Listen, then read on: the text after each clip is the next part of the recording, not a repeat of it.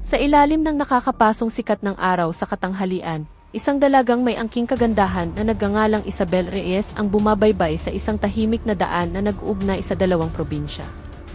Kilala ang daang ito sa mga lokal bilang pugad ng mga iligal na checkpoint at pangungutong. Sadyang ginawa niyang simple ang kanyang pananamit, isang kupas na maong at puting t-shirt, ngunit bakas pa rin ang isang uri ng ielegang hindi maitatago. Tila siya isang ordinaryong babae na pauwi upang bisitahin ang kanyang pamilya. Ngunit, ang mga sandaling magaganap sa araw na iyon ay magiging isang mahalagang yugto sa isang serye ng mga konspirasyong matagal nang nakakubli sa anino ng kapangyarihan. Ito ang misyon na maingat niyang pinaghandaan sa loob ng maraming buwan. Si Isabelle, na inayos ang bawat detalye ng kanyang pagkukunwari, ay nagpatuloy sa kanyang paglalakbay. Subalit, bigla na lamang, sa isang liko na tago sa mata ng publiko, napahinto ang takbo ng kanyang lumang sedan. Sa kanyang harapan, 3 pulis na nakauniporme ang nakabantay sa isang pansamantalang checkpoint. Isang maliit na mesa, isang kupas na payong, at isang karatulang gawa sa karton na may nakasulat na checkpoint ang bumubuo sa kanilang munting kuta. Walang opisyal na tanda, walang pangalan ng unit, at walang anumang bakas ng lehitimong operasyon. Isang kahina-hinalang anomalya sa gitna ng katahimikan ng probinsya. Isa sa kanila, nakalaunay makikilala bilang si Isaberto Vargas, ay lumapit ng may pagkaarogante. Kumatok siya sa bintana ng sasakyan ni Isabel. Ang tunog ay tila isang babala. "Magandang tanghali, miss. Patingin nga ng lisensya at rehistro mo," wika niya, ang tono ay maihalong pagmamaliit at kapangyarihan. Si Isabelle, nang walang ipinapakitang anumang kaba, ay marahang bumaba mula sa kanyang sasakyan. Tumayo siya ng tuwid sa harap ng 3 unipormadong lalaki. Ang kanyang mga mata ay diretsong nakatitig kay Berto. Sa isang kalmadong kilos, iniabot niya ang mga dokumento ng kanyang sasakyan. Tinanggap ni Berto ang mga papel, pabalik-balik na tiningnan ito na para bang isa siyang ekspertong sinusuri ang bawat letra. Isang mapanuyang ngiti ang gumuhit sa kanyang labi bago siya muling tumingala at tinitigan si Isabel nang may pag-aakusa. "Hindi tugma ang plaka mo sa database namin," paratang niya. Ang kanyang boses ay puno ng nagbabantang katiyakan. "At itong mga papeles mo, mukhang peke to. Malaking paglabag to, miss." Nanatiling mahinahon si Isabel. Kahit sa harap ng mga gawa-gawang akusasyon ni Berto, hindi siya nagpakita ng kahit katiting na takot. "Paumanhin po, sir," tugon ni Isabelle, ang kanyang boses ay magalang ngunit matatag. "Maaari niyo po bang ipaliwanag kung ano ang legal na basehan ng inyong akusasyon? At anong ebidensya ang hawak ninyo para sabihing hindi balido ang plaka at mga dokumento ng sasakyan ko?" Ang direktang tanong ni Isabelle ay tila ikinagulat ni Berto at ng kanyang mga kasama. Bahagyang nanigas ang mukha ni Berto. Naramdaman niyang hinahamon siya ng katapangan ng dalaga sa kanyang harapan. "Huwag ka ng maraming tanong, miss. Mga alagad kami ng batas at alam namin ang ginagawa namin," sigaw niya. Ang boses ay tumaas, sinusubukang pagtakpan ng arogansya ang kanyang kaba. "Kung patuloy kang aangal, baka kalagkarin ka pa namin sa presinto ngayon din sa salang obstruction of justice." Ang kanyang mga kasama ay tango ng tango, nagpapakita ng buong suporta kay Berto. Isang matalim na titig lamang ang isinukli ni Isabel sa banta. Hindi ito titig ng takot, kundi titig na nagpapahiwatig ng katatagan at tiwala sa sarili. Tila sinasabi ng kanyang mga mata, "Sige, subukan ninyo." Si Berto, na naramdamang minamaliit at hayagang hinahamon, ay lalong nag-init ang ulo. "Sino ka ba sa akala mo, ha?" ungol niya. At nang walang babala, gumawa siya ng hakbang upang atakihin si Isabel. Pakiramdam ni Berto ay nayurakan ang kanyang pagkalalaki sa mapanghamong titig ni Isabel, kaya't hindi na niya napigilan ang kanyang galit. "Ang lakas ng loob mong titigan ako ng ganyan," sigaw niya, ang boses ay umalingaw-ngaw sa katahimikan ng daan. Humakbang siya pasulong, malinaw ang intensyon na saktan ang dalaga. Ngunit, si Isabelle ay hindi isang ordinaryong babae na madaling matatakot. Sa isang kisap mata, na may bilis at bagsik na hindi inaasahan, kumilos siya. Bago pa man siya mahawakan ni Berto, mabilis niyang hinablot ang kamay nito. Sa isang iglap, gamit ang lakas na nakakagulat, binuhat niya ang katawan ni Berto mula sa lupa. Si Berto, na nabigla, ay hindi nakapalag. Sa sumunod na segundo, ang kanyang katawan ay malakas na bumagsak sa mainit na aspalto. Ang tunog ng pagbagsak ay bumasag sa katahimikan. Napasubsob si Berto, iniinda ang sakit na gumapang sa kanyang likuran. Nanlaki ang mga mata ng mga kasama ni Berto. Hindi sila makapaniwala na kayang gawin ng isang babae ang ganoong kalupit na kilos sa kanilang kasama. Isa sa kanila, na mas malaki ang katawan, ay humakbang pasulong. "Hoy! Ano to? Hindi mo ba kami kilala?" sigaw niya. Ang mukha niya ay namula sa pinaghalong galit at pagkabigla. Sinubukan niyang sunggaban ang braso ni Isabel, balak siyang kalagkarin, patungo sa kanilang tolda sa dahilan na mag-usap sila ng maayos. Mabilis na umikot si Isabel, madaling nakawala sa pagkakahawak ng pulis. Malamig at puno ng determinasyon ang kanyang mga mata. Walang bahid ng takot. Wala tayong dapat pag-usapan ng maayos, lalo na pagkatapos ninyong subukang mangikil at manakit, sagot ni Isabel. Ang kanyang tono ay kalmado ngunit tumatagos. Wala kayong legal na basehan para pigilan ako, at tinatanggihan ko ang anumang uri ng pananakot. Mabilis na uminit ang sitwasyon. Ang tatlong pulis ay tuluyan ng napikon. Nagkatinginan sila, tila nag-uusap na walang salita, sinusubukang magpasya kung ano ang susunod na hakbang laban sa misteryosong dalaga na nagpabagsak kay Berto ng ganoon kadali. Ang hangin sa kanilang paligid ay lalong naging mabigat, tila anumang oras ay sasabog. Lalong tumindi ang tensyon. Si Isabelle ay nakatayo ng tuwid, hindi natitinag sa harap ng tatlong unipormadong lalaki na ngayon ay puno ng galit. Si Berto ay nakahandusay pa rin sa aspalto, umiinda sa sakit, habang ang dalawa niyang kasama ay nakatitig kay Isabel nang may pinaghalong galit at pagkalito. "Magsisisi ka sa ginawa mo," banta ng isa sa kanila, habang kinukuyom ang kanyang kamao.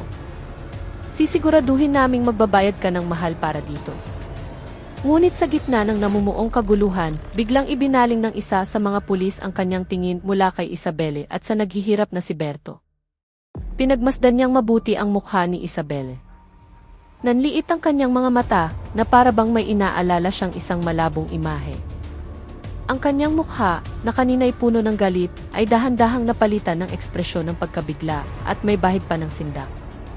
Mabilis siyang lumingon sa kanyang kasama at bumulong ng nagmamadali. "Teka, parang kilala ko siya." Ang kasama niya ay yumuko, sinusubukang marinig ang bulong. "Anong pinagsasabi mo?" Pinabagsak niya si Berto, pabulong na sagot nito, hindi maintindihan ang biglang pagbabago ng kilos ng kanyang kaibigan. Hinila ng unang pulis ang braso ng kanyang kasama palayo kay Isabelle. "Makinig ka sa akin. Sigurado akong nakita ko na siya dati. Sa kampo o baka sa mga litrato." Para siyang, ang kanyang bulong ay lalong humina, halos hindi na marinig. Si Berto, nahirap nang makatayo habang hawak ang kanyang likod, ay naguguluhang tumingin sa kanyang mga kasama. "Anong nangyayari? Bakit kayo nagbubulungan dyan?" "Hulihin niyo na iyan," sigaw niya, puno pa rin ng galit. Ngunit ang sumunod na nangyari ay lubos na nakakagulat. Ang dalawang kasama ni Berto, matapos ang maikling pagbubulungan, ay muling humarap kay Isabelle. Ang kanilang mga mukha ngayon ay parehong nagpapakita ng kaba at takot. Ang tono ng kanilang boses ay biglang nagbago. Mula sa pagiging mapanuri, ito'y naging alanganin at formal. "Sige, ma'am," sabi ng isa sa kanila. Ang kanyang boses ay tunog ilang. Mukhang nagkaroon lang po ng hindi pagkakaunawaan. Nagmamadali niyang kinuha ang mga dokumento ni Isabel na hawak pa ni Berto. "Heto po, kunin niyo na ang mga papeles niyo. Maaari na po kayong umalis." Tumingin si Berto sa kanyang mga kasama, hindi makapaniwala. "Ano? Aalis?" Pagkatapos ng ginawa niya sa akin, mariin niyang protesta. "Manahimik ka na lang, Berto," sigaw ng kanyang kasama. Ang boses nito ay bahagyang tumaas, ngunit malinaw na para kay Berto ang utos. "May mga bagay na hindi mo na kailangang malaman. Hayaan mo na siyang umalis." Si Isabel ay hindi nagsalita. Tinitigan niya lamang ng malamig ang tatlong pulis, na para bang binabasa ang bawat pagbabago ng emosyon sa kanilang mga mukha. Walang anumang seremonya, tinanggap niya pabalik ang kanyang mga dokumento, tumalikod, at naglakad pabalik sa kanyang sasakyan. Pinaandar niya ang makina at dahan-dahang umalis ang sasakyan mula sa iligal na checkpoint. Iniwan ang 3 pulis sa gitna ng pagkalito at takot. Kalmadong umalis si Isabelle, iniwan ang 3 pulis na balot pa rin ang pagkalito at takot. Ang hindi nila alam, bawat sandali, bawat salita, at bawat kilos nila ay nakuhanan ng video. Ang hindi batid ng mga pulis na iyon ay ang buong pangyayari ay lihim na nai-record ng isang nakatagong kamera na maingat na inilagay sa dashboard ng sasakyan ni Isabelle. Pagdating niya sa isang ligtas na lugar, malayo sa anumang posibleng pagmamanman, hindi na nag-aksaya ng panahon si Isabelle. Ipinark niya ang kanyang sasakyan sa isang tagong lugar at agad na inactivate ang kanyang lihim na aparato sa komunikasyon.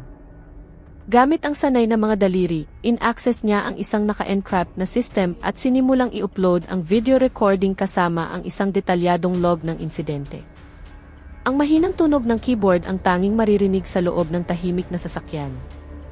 Matapos ang proseso ng pagpapadala, nagdagdag lamang si Isabelle ng isang maikling mensahe. Isang code na puno ng kahulugan para sa taong pagpapadalhan.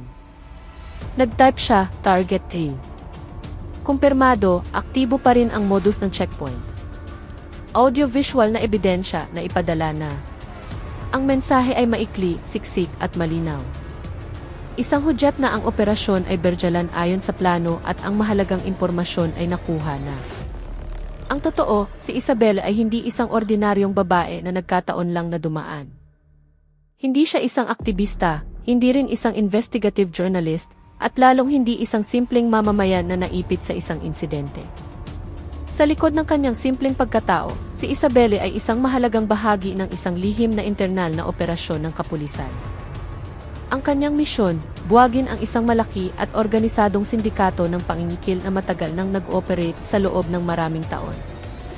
Ang sindikatong ito ay may iba't ibang antas, mula sa mga maliliit na pulis sa kalsada tulad ni Berto at ng kanyang mga kasama, hanggang sa mga matataas na opisyal sa rehiyon.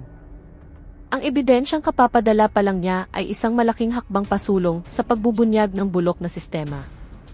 Ilang araw ang lumipas, ang katahimikan sa kahabaan ng Pan-Philippine Highway ay binasag ng isang malawakang operasyon na isinagawa ng palihim ng isang special unit mula sa Internal Affairs Service, ng Camp Crame.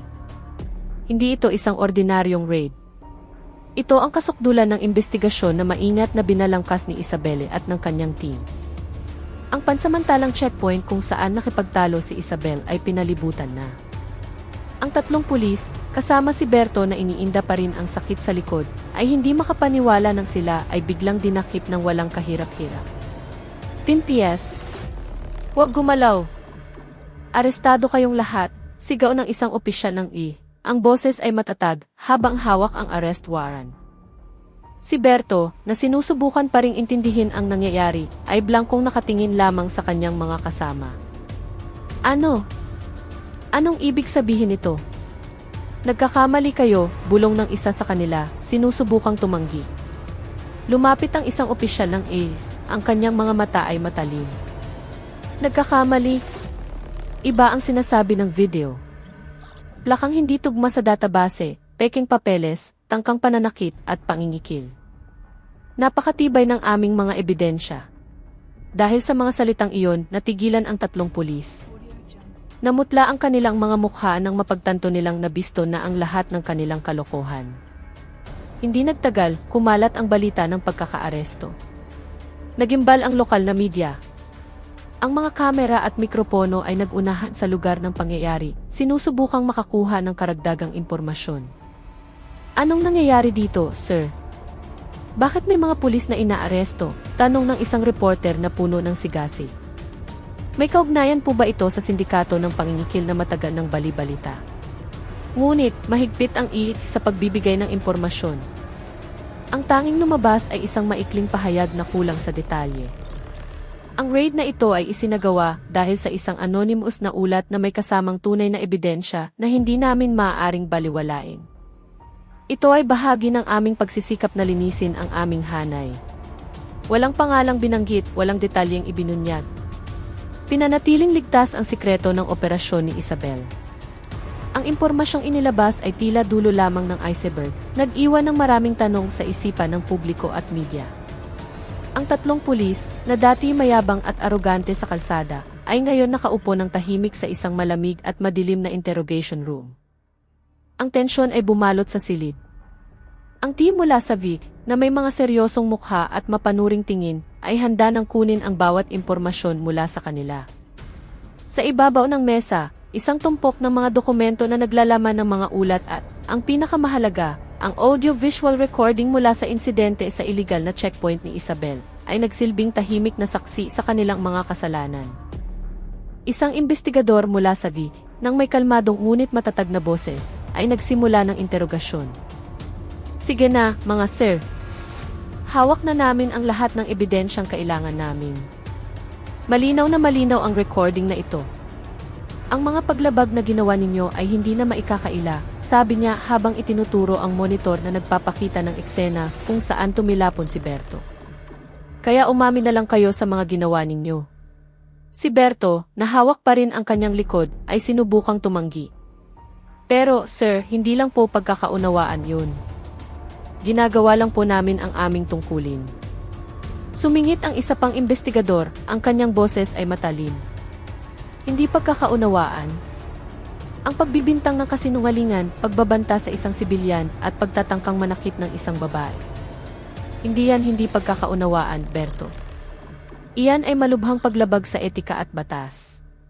Pagkatapos ay pinatugtog niya ang bahagi ng recording kung saan sinubukan ni Berto na atakihin si Isabel at kung saan siya ibinagsak nito. Ang tatlong pulis ay natigilan. Nakita nila ang kanilang sariling mga mukha na malinaw na gumagawa ng kasalanan. Tingnan ninyo pagpapatuloy ng investigador. Hindi na kayo makakatanggi. Napakatibay ng mga ebidensyang hawak namin. Namutla ang mukha ng tatlong pulis. Alam nilang tapos na ang laro. Lahat ng dahilan at kasinungalingan na maaaring inihanda nila ay biglang naglaho. Wala silang nagawa kundi ang tumahimik at tanggapin ang lahat ng akusasyon laban sa kanila. Ngunit hindi pa tapos ang iye. May isang mahalagang tanong na kailangan nilang sagutin.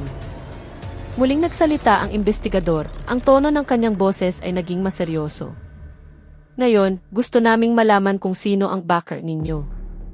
Sino ang nagpoprotekta sa inyo kaya't nagpapatuloy ang kalokohang ito? Ang tatlong pulis ay nagkatinginan. May pag-aalinlangan sa kanilang mga mata. Ngunit sa huli, na para bang nagkasundo, sabay-sabay nilang binanggit ang isang pangalan. Si Ricardo de Leon po, sabi ng isa sa kanila, ang boses ay mahina, halos hindi marinig. Isang negosyante.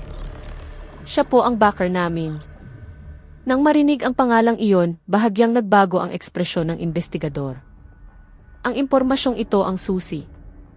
Nang walang anumang pag-aalinlangan, ang tatlong pulis ay agad na dinala sa selda upang pagbayaran ang kanilang mga kasalanan. Matapos makuha ang pangalan ni Ricardo, agad na tinawagan ng team mula sa Vic, ang regional director. Sir, General, ulat ng pangunahing investigador sa telepono. Nakuha na po namin ang pangalan ng backer ng mga pulis sa illegal na checkpoint. Isang negosyante na nagngangalang Ricardo de Leon. Ang general ay natahimik sandali pagkatapos ay narinig ang kanyang matatag na boses. CJ, kung ganoon, iutos mo agad kay Isabel at sa kanyang team na arestuhin si Ricardo. Kailangan nating buwagin ito hanggang sa ugat. Hawak ang mahalagang impormasyon, mabilis na kumilos ang ETH. Ang pangalan ni Ricardo de Leon, ang misteryosong negosyante na backer ng mga tiwaling pulis, ay nasa tuktok na ngayon ng kanilang target list.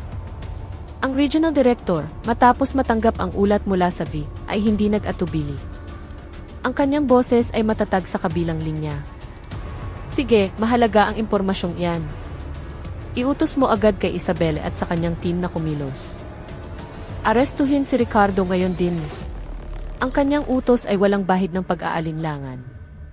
Nang marinig ang utos, si Isabelle, na matagal nang nagtatrabaho sa likod ng mga eksena, ay naghanda na ngayong humarap. Ito ang sandaling kanyang hinihintay, ang kasukdulan ng kanyang mapangahas na pagkukunwari. Tinipon niya ang isang maliit na team ng mga pinagkakatiwalaan at sanay na operatiba. May bago tayong target, sabi ni Isabel sa kanyang team, ang tono'y seryoso, habang ipinapakita ang litrato ni Ricardo. Pangalan niya ay Ricardo de Leon. Siya ang backer ng mga pulis sa checkpoint. Ang general na mismo ang nagbigay ng direktang utos. Kailangan nating kumilos ng mabilis at tahimik. Tumango ang team, handang isagawa ang misyon. Lubos nilang naiintindihan kung gaano kahalaga ang pagkakaarestong ito para buwagin ang buong sindikato. Sa ilalim ng pamumuno ni Isabel, tinungo nila ang isang lokasyon na pinaniniwala ang tirahan ni Ricardo, isang marangyang bahay na may matataas na pader at mahigpit na seguridad. Tandaan nyo, mahalaga ang misyong ito. Walang puwang sa pagkakamali, paalala ni Isabel sa kanyang team. Hindi natin alam kung ano ang madadatnan natin sa loob. Nang dumating si Isabelle at ang kanyang team sa harap ng gate ng bahay ni Ricardo, ramdam ang tensyon sa hangin. Mabilis na kumalat ang mga pulis, pumwesto sa mga strategic na lokasyon. Si Isabelle ang nanguna, nagbigay ng senyas para simulan ang operasyon. Binuksan ang gate at mabilis na pumasok ang team. Sas! Huwag gumalaw, umalingaw-ngaw ang mga utos sa loob ng mansyon. Si Ricardo, na tila nagre-relax sa loob, ay nagulat nang makita ang mga unipormadong pulis na pumapasok sa kanyang bahay. Sinubukan niyang magpakita ng inosenteng mukha, ngunit ang kanyang mga mata ay nagpapakita ng kanyang kaba. Anong nangyayari dito? Nagkakamali kayo ng tao, sigaw ni Ricardo, sinusubukang panatilihin ang kanyang kalmado. Humakbang si Isabel at diretsong tinitigan si Ricardo. Kayo po ba si Emily? Ricardo de Leon? Mayroon kaming arrest warrant para sa inyo, kaugnay ng kasong pangingikil at pagiging backer ng isang iligal na sindikato. Tumawa ng mapanukso si Ricardo. Pangingikil? Nagbibiro ba kayo? Wala kayong anumang ebidensya. Oh, mayroon po kami, Emily. De Leon, kalmadong sagot ni Isabel. Maraming ebidensya. At dadalhin ka namin sa Camp Crame para sa interogasyon. Nang walang gaanong pagtutol, si Ricardo ay tuluyang inaresto at dinala sa presinto upang harapin ang mas malalim na investigasyon na magiging bagong yugto sa pagbubunyag ng malaking konspirasyon. Sa loob ng interrogation room sa Camp Crame, ang kapaligiran ay malamig at nakakakaba. Nakaupo si Ricardo sa harap ng mga investigador. Ang kanyang mukha ay mayabang na may kasamang ngiti na tila minamaliit ang lahat. Para bang isa lamang itong palabas para sa kanya. Si Isabelle, na ngayon ay nakasuot na ng kanyang opisyal na uniforme ng pulisya, ay naroroon din, nagmamasid. Ang kanyang mga titig ay matalim at puno ng kalkulasyon. De Leon, simula ng isang investigador. Ang kanyang boses ay kalmado ngunit may otoridad.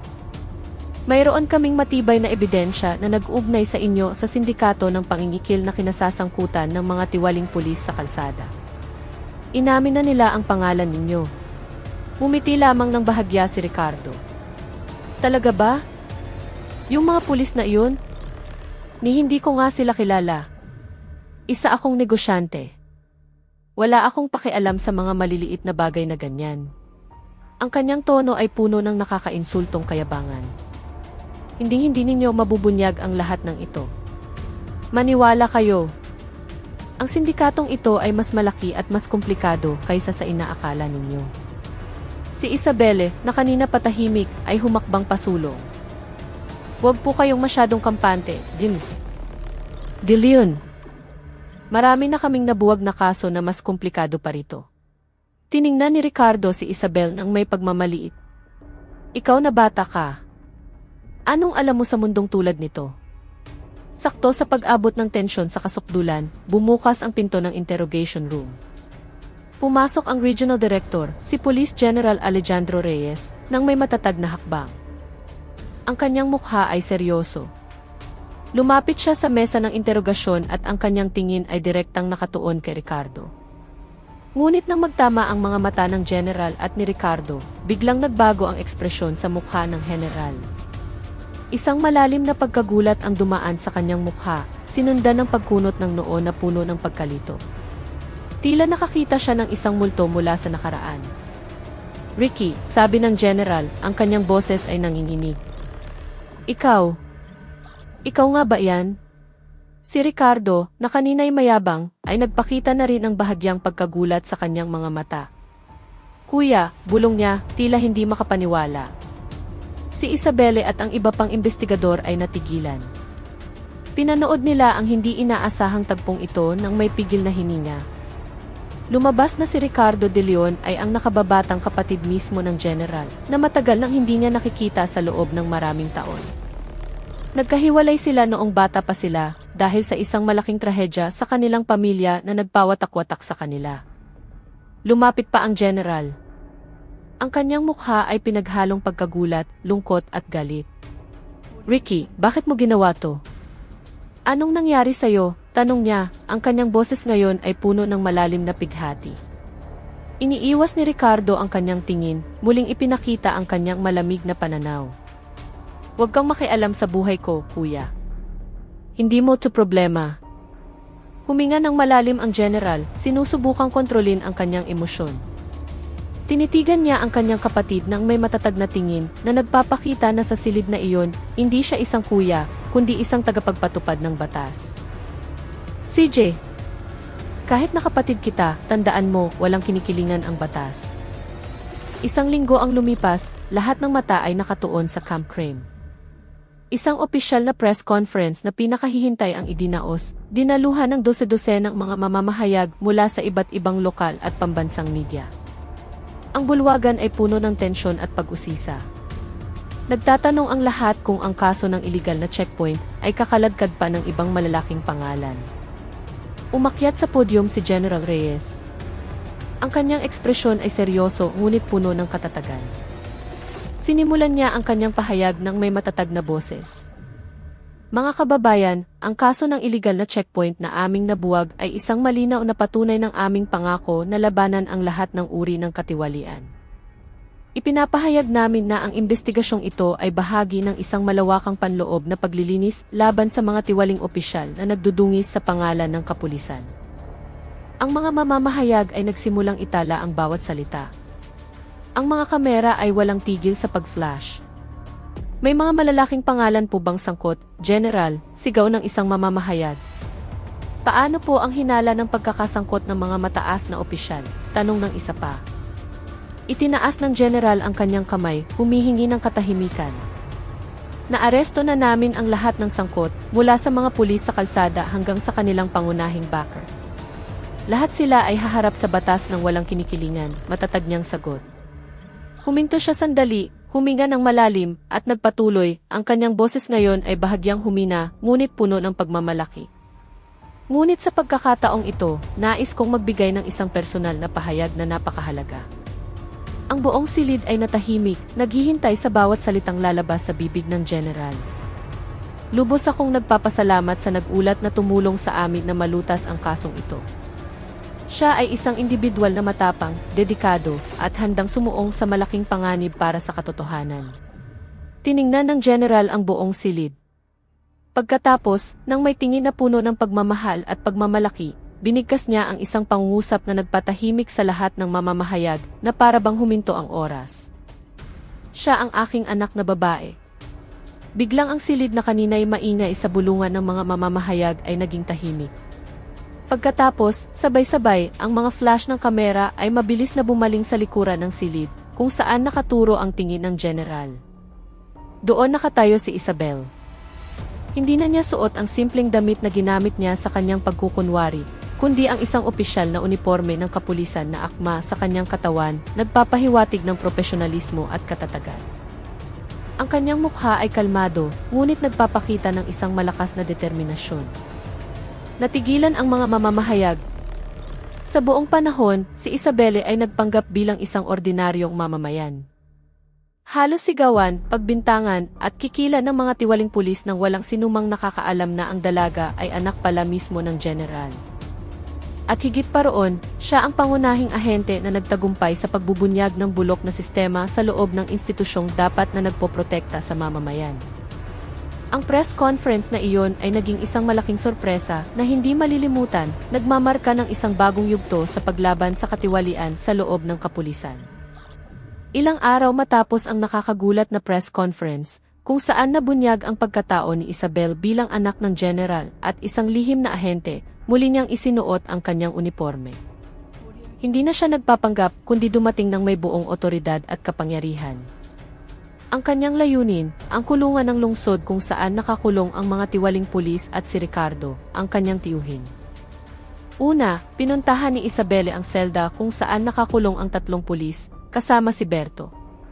Nakaupo sila sa likod ng rehas, ang kanilang mga mukha ay pagod at walang pag-asa. Nang lumitaw si Isabel sa kanilang harapan suot ang kanyang opisyal na uniforme, ang 3 pulis ay labis na nagulat. Nanlaki ang kanilang mga mata, hindi makapaniwala sa taong nakatayo sa kanilang harapan. Ang dalaga na minsan nilang minamaliit, na halos nilang kikilan at pagbantaan, ay ngayon dumating bilang isang makapangyarihang alagad ng batas. Si Berto, na naaalala pa kung paano siya pinabagsak ni Isabel, ay tumingin ng may pinaghalong takot at pagsisisi. "Ma'am, kayo po," bulong niya, ang boses ay nanginginig. Tiningnan sila ni Isabel nang may kalmadong ngunit matatag na tingin.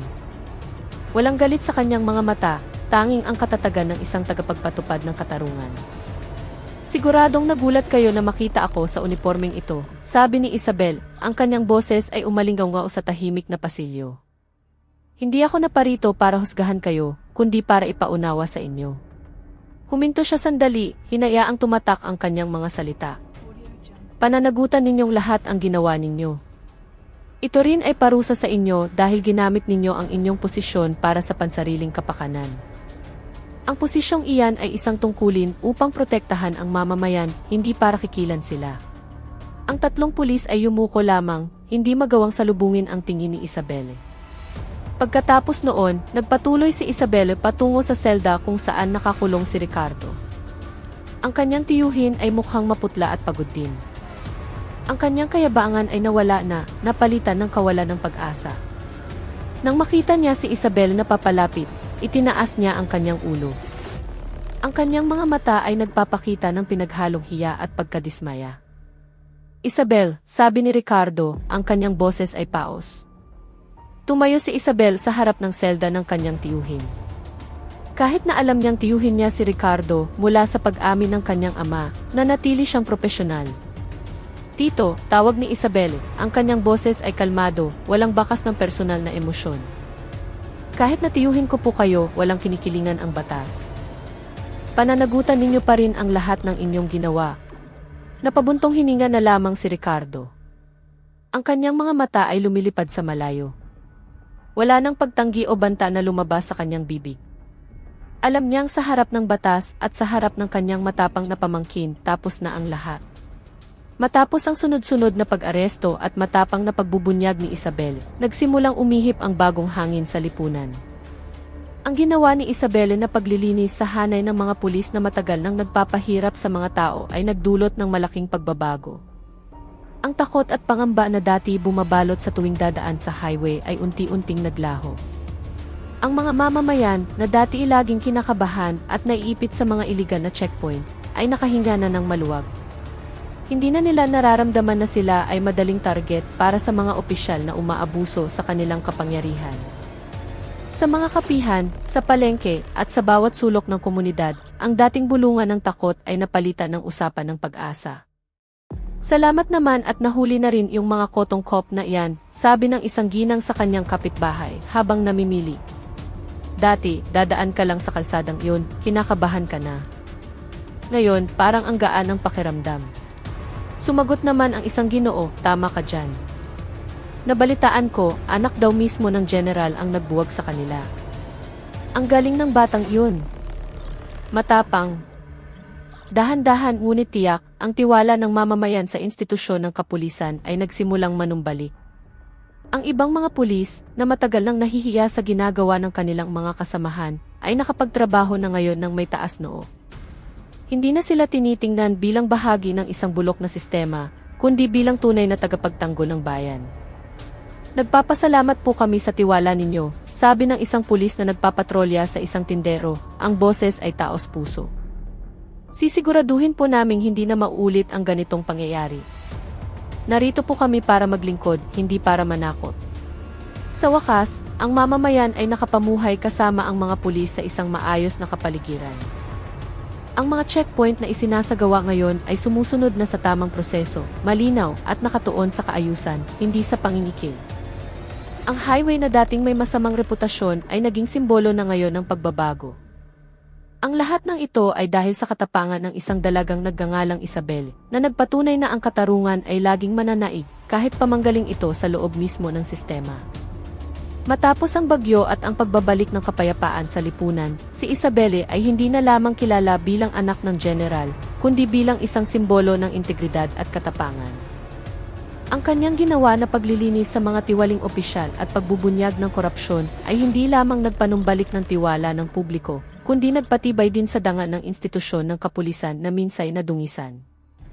Ang mga mamamayan na dati may pagdududa sa mga otoridad ay nagsimula ng maramdaman ang presensya ng mga pulis bilang tunay na tagapagtanggol. Dati, takot ako pag nakakakita ng police station, sabi ng isang tindera sa palengke sa kanyang anak isang umaga. Pero ngayon, mas kalmado na. May mga pulis na tumutulong tumawid. May mga nag-aayos ng trapiko ng may ngiti. Ibang-iba na ang pakiramdam. Isang retiradong guro na madalas dumaan sa highway ay sumang-ayon. Lahat yan dahil kay Isabel.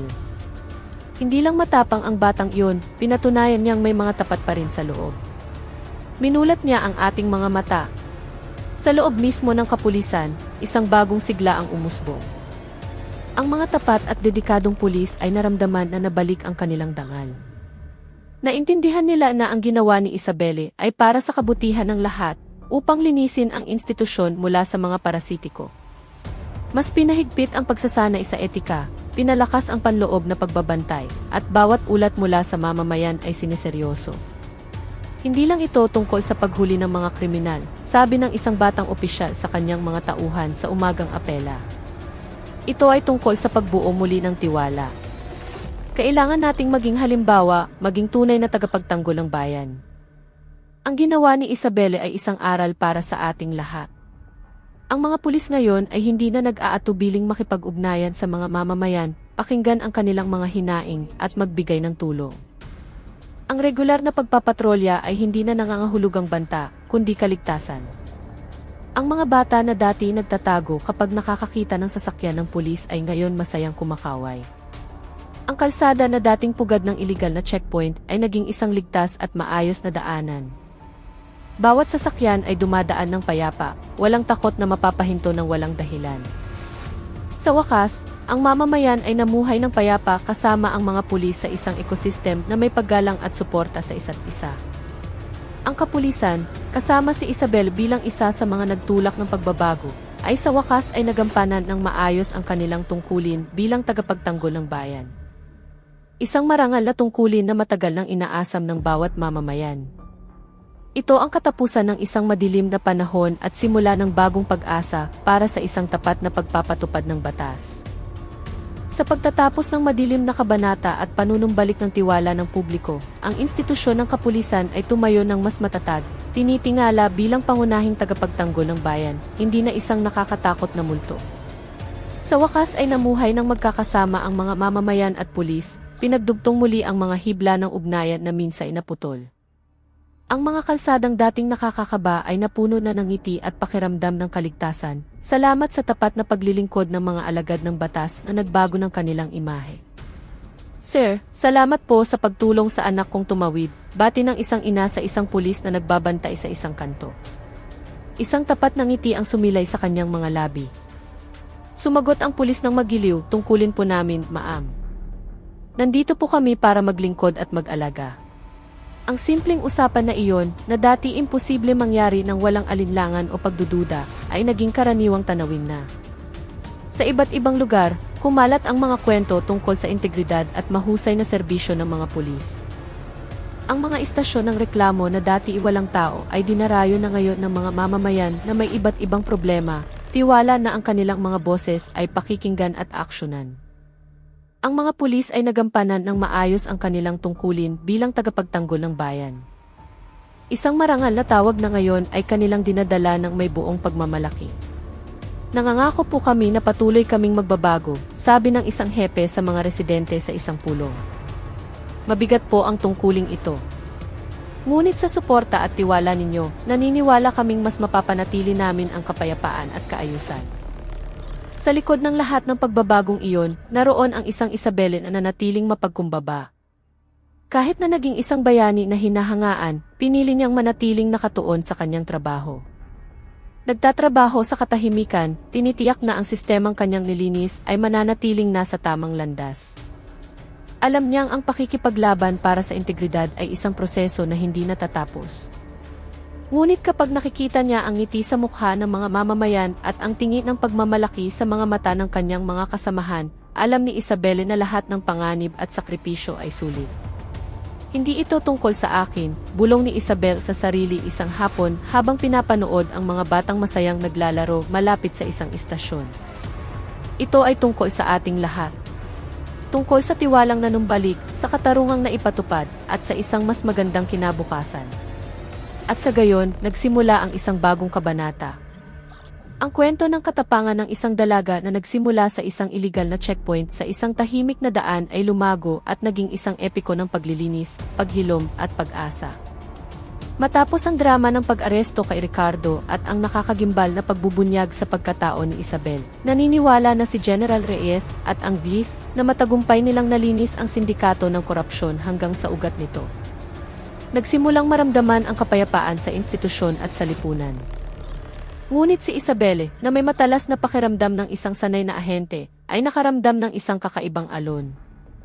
Pakiramdam niya ay may hindi pa tapos, isang anino na patuloy na nagmamanman sa dilim. Napatunayan ang hinala ni Isabel.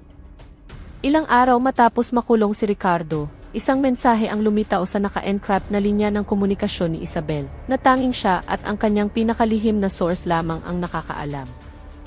Ang mensahe ay maikli, ngunit ang nilalaman nito ay sapat na para manigas si Isabel sa kanyang kinatatayuan. Akala mo ba tapos na, binibini, sabi sa mensahe, sinundan ng mga nakakakilabot na detalye. Maalinsangan pa rin ang tunel sa ilalim ng dati ninyong bahay. Masyadong matamis ang kapeng barako mo kaninang umaga. Agad na tumugon si Isabel, mabilis na nag-type. Sino ka? Paano mo nalaman ang lahat ng iyan? Mabilis din ang sagot. Hindi na iyan mahalaga. Ang mahalaga, ginulo mo ang aming pugad at ayaw naming nagugulo. Ang susunod mong hakbang, bawat hininga mo, binabantayan namin. Agad na tinawagan ni Isabel si General Reyes. Dad, mayroon akong hindi magandang kutob, seryoso niyang ulat. Kahit na isinala niya ang ilang impormasyon na masyadong personal. Nakatanggap ako ng isang mensahe ng pagbabanta na napaka-espesipiko. Alam nila ang mga detalye tungkol sa akin, kahit sa labas ng operasyon. Natahimik sandali ang general. Pagbabanta? Pero nahuli na natin silang lahat. Kahit si Ricardo. Iyon na nga po ang problema, Dad, sagot ni Isabel. Ang mga detalye sa mensaheng ito ay masyadong tiyak, kahit para sa network ni Ricardo. Ipinapahiwatig nito na mayroon pang ibang daga na aktibo sa loob ng sistema, marahil sa mas mataas na antas pa kaysa kay Ricardo. Isang taong alam ang bawat kilos ko, bawat impormasyon na dapat ay lihim. Kumunot ang noo ng general. Ibig mong sabihin, mayroon pang tagaloob. Pero sino? Nilinis na natin ang investigation team at lahat ng impormasyon ay mahigpit na binabantayan. Eksakto po, Dad, diin ni Isabel. Hindi na ito tungkol sa illegal na checkpoint sa kalsada. Ito ay tungkol sa isang taong may access sa pinakalihim na impormasyon. Isang taong maaaring napakalapit sa atin. Hindi pa nawawala ang anino. Mukhang ngayon palang nagsisimula ang ating digmaan. Ang naka-encrypt na banta ay parang isang kidlat na muling nagsindi ng apoy sa kalooban ni Isabel. Alam niyang hindi iyon isang biro. Ang mga personal na detalyeng binanggit, mula sa tunel sa ilalim ng kanilang lumang bahay, hanggang sa kanyang kinahiligan sa kapeng barako, ay malinaw na katibayan na may isang espiya na napakalapit sa kanya. Isang taong may access sa impormasyong dapat ay napakalihim. Lalong tumibay ang hinala ni Isabel. Hindi na ito tungkol sa mga natirang kasapi ng sindikato ni Ricardo, kundi mayroon pang ibang daga na aktibo sa loob ng sistema, sa isang antas na mas mataas pa sa inaakala ng general. Kahit na sinabi ng kanyang ama na mahigpit na binabantayan ang lahat ng impormasyon at nalinis na ang investigation team, Nagpasya si Isabel na magsimula ng sarili niyang lihim na investigasyon, nang hindi alam ng general o ng mas malaking team ng V. Alam niyang kung mayroong tagas ng impormasyon sa mataas na antas, hindi niya maaaring pagkatiwalaan ang sinuman ng lubusan, kahit pa ang mga nasa pinakamalapit niyang bilog. Sinimulan ni Isabel sa pamamagitan ng muling pagsusuri sa lahat ng datos na hawak niya, naghahanap ng mga pattern o anomalya na maaaring nakaligtaan. Ginugol niya ang kanyang mga gabi sa harap ng computer screen, sinusuri ang mga communication log, tinutunton ang mga history ng data access, at inihahambing ang bawat maliit na detalye na kanyang nakuha. Walang katuturan ito, bulong ni Isabel sa sarili isang gabi. Ang kanyang mga mata ay nakatutok sa isang kahina-hinalang access report. Paano tumagas ang impormasyong ito? Sino ang may access dito maliban sa core team? Pagkatapos ay tinawagan niya ang kanyang mga dating kontak. Ang ilan sa kanila ay mga impormante o ahente na nagtatrabaho sa labas ng opisyal na istruktura ng kapulisan. May ilan pa nga na hindi alam mismo ng general. Sila ay mahahalagang asset na binuo niya sa panahon ng kanyang pagkukunwari at mga nakaraang misyon. Kailangan ko ng tulong mo, sabi ni Isabel sa pamamagitan ng isang ligtas na linya sa isa sa kanyang mga kontak. Isang magaling na hacker na may codename na Anino. Mayroong tagas ng impormasyon sa mataas na antas. Kailangan kong matunton mo ang mga digital na bakas na hindi nakikita ng karaniwang mata. Anino na may kalmadong boses. Ang mga detalye. Maingat na ipinaliwanag ni Isabelle, nagbibigay ng mga pahiwatig ng hindi masyadong nagbubunyag. May isang taong alam ang mga personal na detalye tungkol sa akin na maaari lamang ma-access mula sa at sinusubukan nilang takutin ako. Interesante, sabi ni Anino. Susubukan ko, pero mangangailangan ito ng oras at maaaring dalhin ka nito sa isang lugar na hindi mo magugustuhan. Tumango si Isabelle kahit hindi siya nakikita ni Anino. Handa ako. Kailangan nating mahanap kung sino ang nasa likod ng lahat ng ito. Hindi na ito tungkol kay Ricardo. Ito ay tungkol sa ganap na paglilinis ng ating institusyon. Alam ni Isabelle na magiging mapanganib ang investigasyong ito, ngunit hindi siya titigil hanggat hindi nabubunyag ang katotohanan. Gaano man kataas o kalapit ang daga. Patuloy na sinisid ni Isabelle ang masalimuot na mundo ng impormasyon, ginagabayan ng kanyang intuition at tulong mula sa kanyang lihim na kontak, si Anino. Oras-oras ang ginugol sa pagtunto ng mga malabong digital na bakas, pag-decode ng mga naka-encrypt na code, at pag-ugnay ng mga hiwa-hiwalay na tuldok. Ang kanyang determinasyon ay matibay. Alam niyang ang kalaban na kanilang hinaharap ay mas tuso at mas nakatago. May isang interesanteng pattern dito, sabi ni Anino sa isang ligtas na linya isang gabi. Ang kanyang boses ay seryoso. Ang ilang mga G-address at kahina-hinalang aktibidad na naugnay sa tagas ng impormasyon ay konektado sa isang lumang archive. Napakatagal na. Kumunot ang noo ni Isabel. Anong archive? Isang malaking kaso mga 25 taon na ang nakalilipas. Isang kaso ng korupsyon na kinasasangkutan ng pagbili ng lupa at pagtatayo ng infrastruktura, sagot ni Anino. Ang kasong iyon ay hindi talaga natapos. May ilang pangalan na lumabas, ngunit ang utak nito ay hindi kailanman nahawakan. Nang marinig iyon, isang maliit na alarma ang tumunog sa isipan ni Isabel. Naalala niyang minsan nang nabanggit ng kanyang ama, ang general, ang tungkol sa isang mabigat na kaso na hinarap niya sa simula ng kanyang karera. Isang kaso na labis niyang ikinadismaya dahil hindi ito natapos. May partikular na pangalan bang lumabas mula sa archive na iyon? Tanong ni Isabel. Nagsimulang bumilis ang tibok ng kanyang puso. Binanggit ni Anino ang ilang pangalan. Agad na naghanap si Isabel ng karagdagang impormasyon tungkol sa mga pangalang iyon. Habang nagsasaliksik, natigilan ang kanyang mga mata sa isang pangalan na nagpatigil sa kanya, Mateo Cruz. Hindi lang si Mateo ang sangkot sa lumang kaso, ngunit ang mas nakakagulat, ang pangalang iyon ay lumitaw ngayon bilang isa sa mga mahahalagang pinuno sa isang kilalang charity foundation. At ang pinakakahina-hinala, mayroon din siyang malapit na ugnayan sa ilang matataas na opisyal sa kapulisan, kabilang na ang isang respetadong mentor ng general. Agad na pinuntahan ni Isabel ang kanyang ama, dala ang ilang kopya ng mga dokumento mula sa lumang archive na lihim niyang nakuha. Dad, may nahanap ako, sabi ni Isabel, inilapag ang mga papel sa mesa. May kaugnayan ito sa lumang kaso ng korupsyon na minsan mong hinawakan. Yung hindi natapos. Kinuha ng general ang mga papel. Sinuri ng kanyang mga mata ang mga lumang sulat. Ang kanyang mukha ay naging malungkot.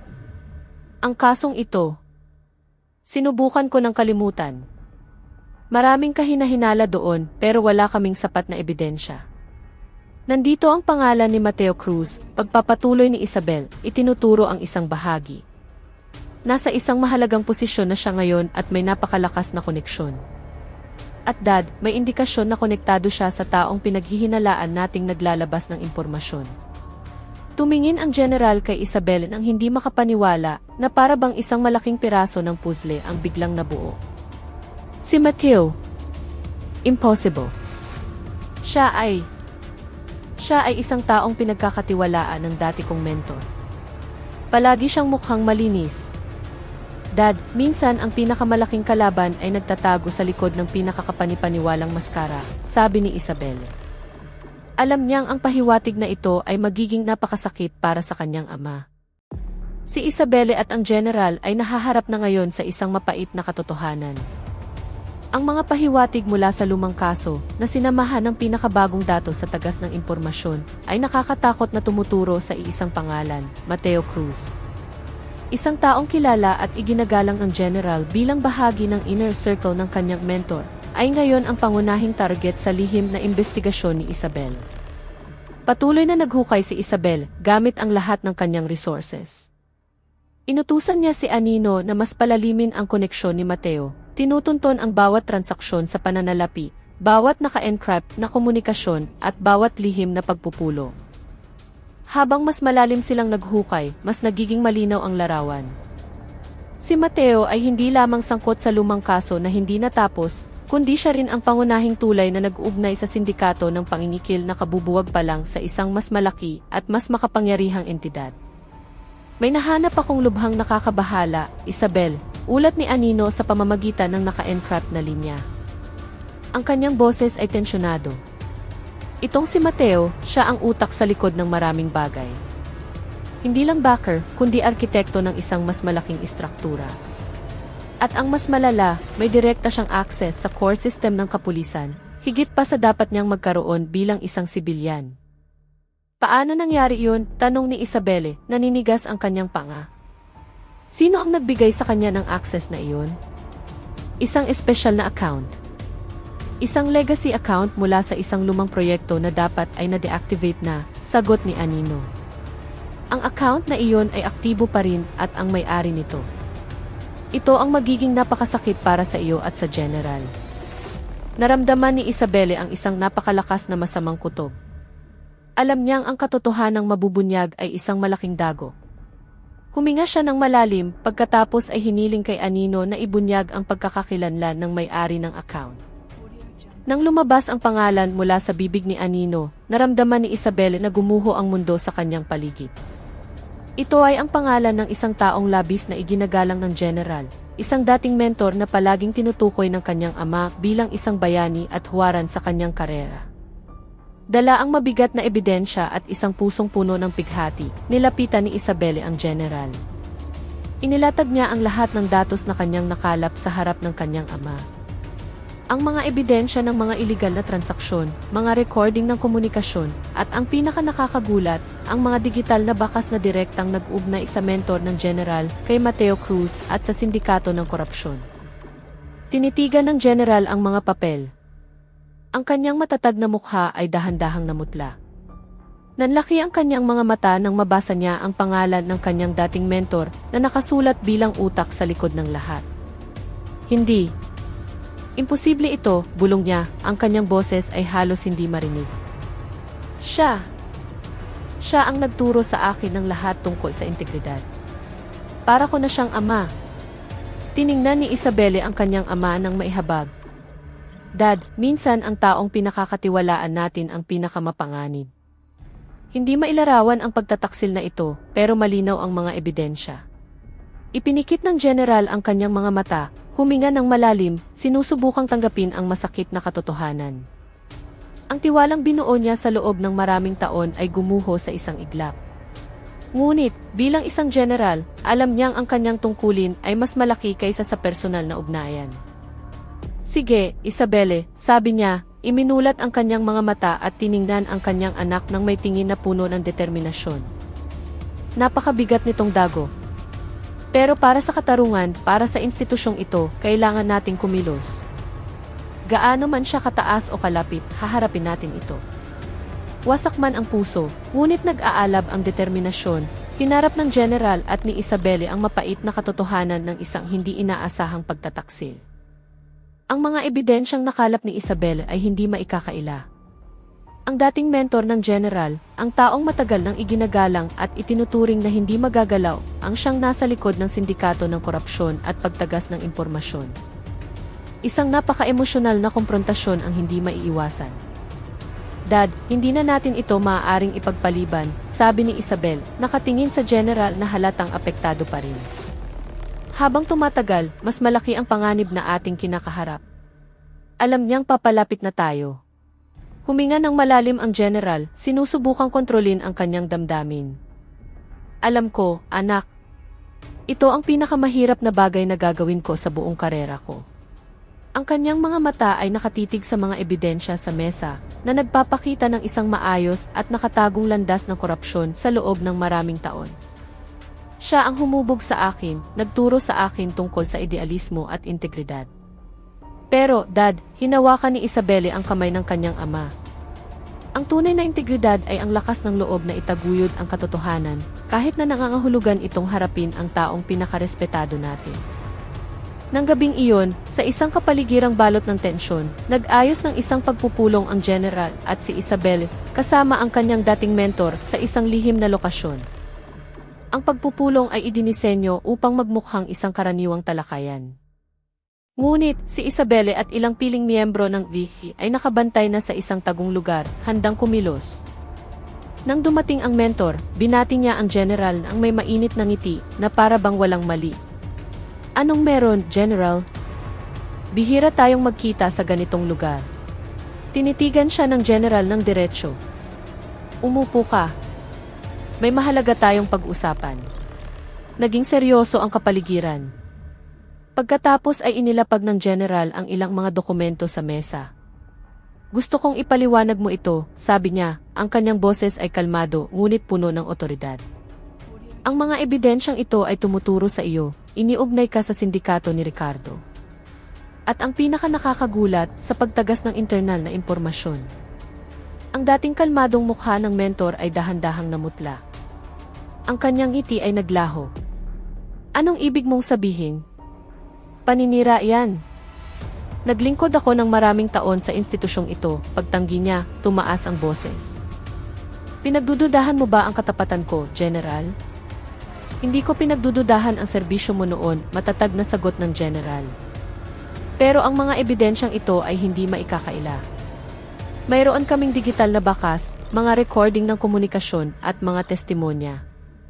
Lahat ng ito ay resulta ng investigasyon ni Isabelle. Tiningnan ng mentor si Isabelle nang may tingin na puno ng galit. Kaya pala, itong bata ang nagtraidor sa atin. Noon pa man, may kakaiba na akong nararamdaman sa kanya. Walang pagtatraidor dito, putol ni Isabelle. Tanging pagpapatupad ng katotohanan. Inabuso ninyo ang tiwala at posisyon ninyo sa loob ng maraming taon.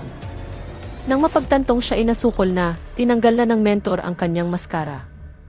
Isang mapanuyang ngiti ang sumilay sa kanyang mukha. Sige, matalino nga kayo. Pero hinding-hindi ninyo mabubuwag ang lahat. Ang sindikatong ito ay mas malaki pa sa inaakala ninyo, at ako ay isang maliit na bahagi lamang. Pagkatapos ay nagbanta siya. Hindi kayo magiging ligtas pagkatapos nito.